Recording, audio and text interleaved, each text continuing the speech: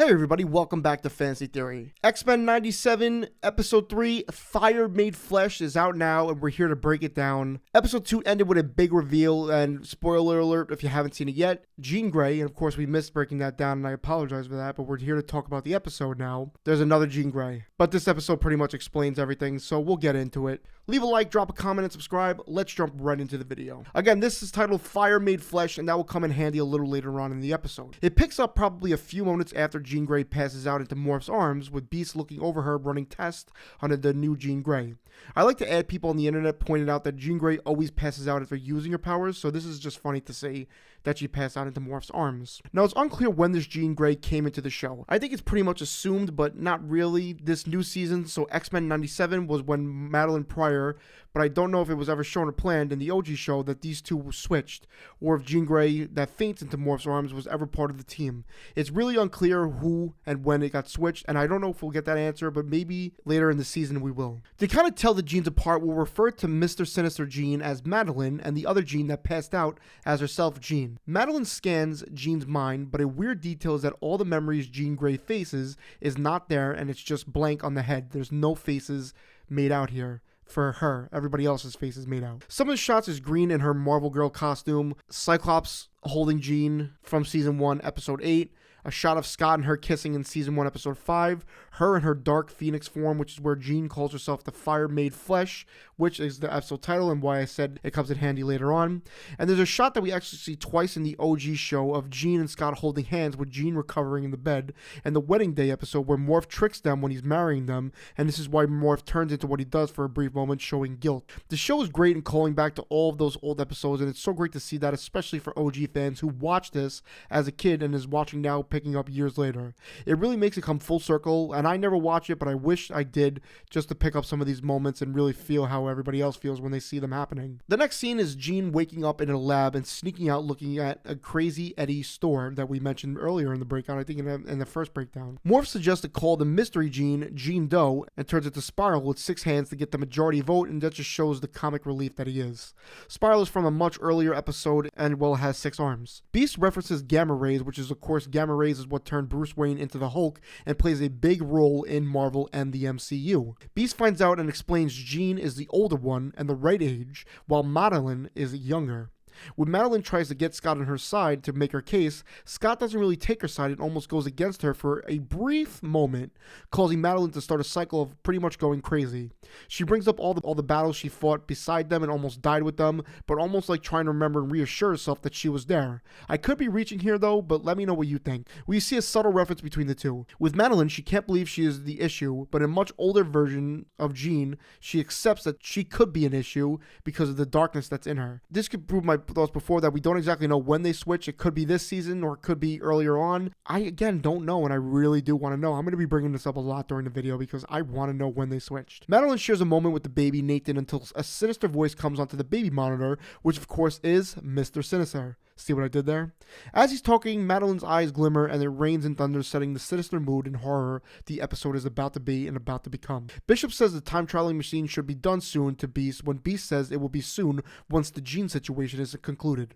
Why Bishop is here to start the show is unknown because he wasn't in the last episode when the show ended years ago. So something must have happened in between then and now, and hopefully we'll get an answer on why he's here. We know because of the ending of the show, but, I just want to, something to fill it in. Scott and Bishop speak, and it seems whenever the writers bring up time travel this episode, it will get cut off. Like, for example, when Bishop says, rewriting things, skipping forward, headed into... Oh, my stars and garters. And is cut off by Beast. Yes, Beast's famous comic catchphrase people love to see. Beast then discovers Madeline is a product of Mr. Sinister.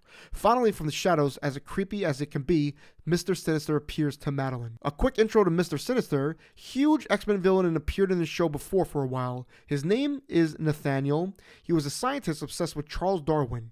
There is some history with the experiments in the late 1800s that led to Jean Grey's mutation, so these characters do have some history already. Well, it's at least believed that it led to Jean Grey's mutation. Sinister shows Madeline a time where he had both Jean Grey and Madeline in a lab and ignites her powers with red crystals that located on her head. She smashes all the pictures we've seen teased in the show, and she transforms to, shall I say, kind of a baddie, and says, "They shall know my inferno!" which is a nod to the comic-accurate Inferno X-Men comic. Gambit, Morph, and Wolverine exit the war room where we see Magneto and Rogue are using it like all the time. And Morph says, Rogue's really training her stamina with the new boss. Which of course is, well, you know, and gets on Gambit's nerves. Sunspot and Jubilee watch some show, which will turn south very quickly, just like all what the X-Men will experience, and what we see starting with Gambit as he walks in of an hallucination of Rogue and Magneto, almost like morphing and sinking into each other's skin, which could be a play on how Magneto is the only one that can give her human contact,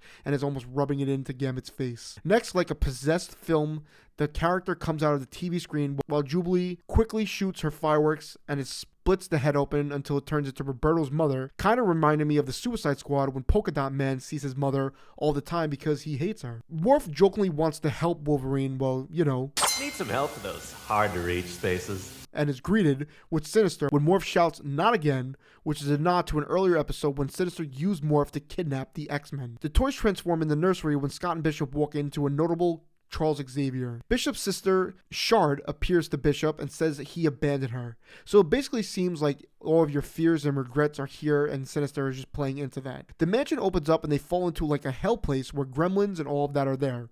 We get this crazy sequence of the X-Men basically fighting these demons and just how great their teamwork is together. Like Bishop throwing Wolverine to save Beast and Cyclops charging up Bishop's powers to take out the demons. And even a demonic sentinel appears. Jean Grey uses her powers to stop the fight, and we see Madeline call herself the Goblin Queen and take baby Nathan to Mr. Sinister. After we battle, we get a bat-like transition to Sinister's lair where he is trying to infect Nathan with a virus. We'll learn later what that was, but we'll get to that. Here though, it kind of reminded me of The Empire Strikes Back when Luke is in the back tank, only this is not really good back there. This is a virus.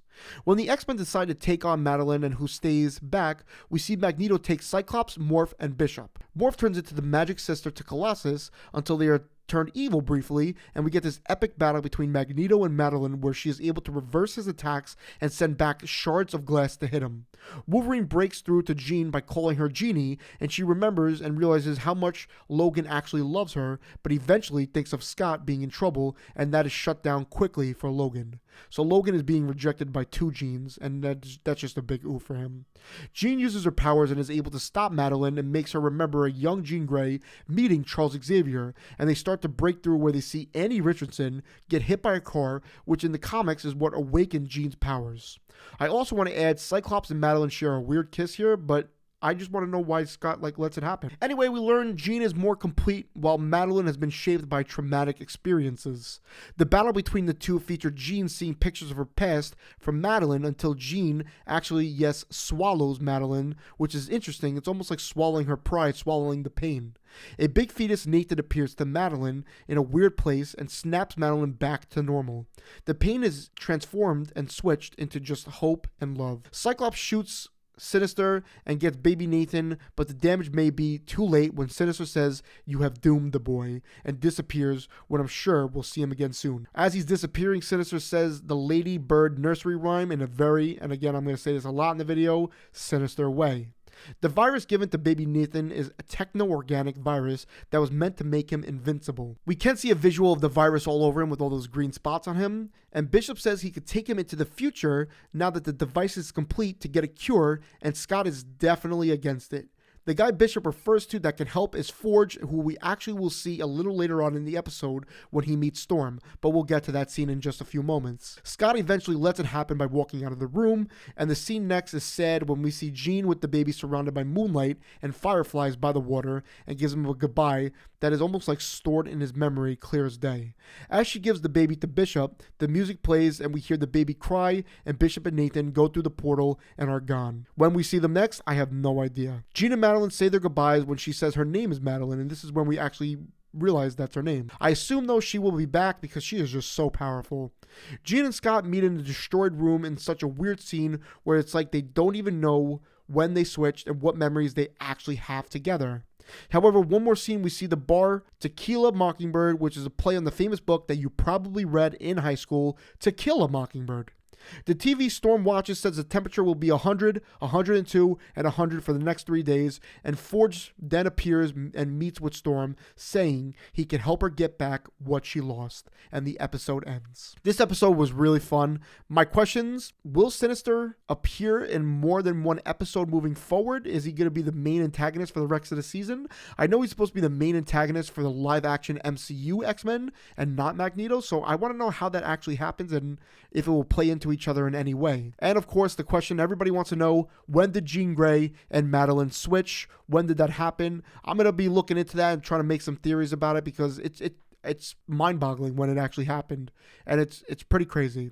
But let me know what you thought of the episode. Leave a like, drop a comment, and subscribe. I'll see you all in the next one. Have an incredible day.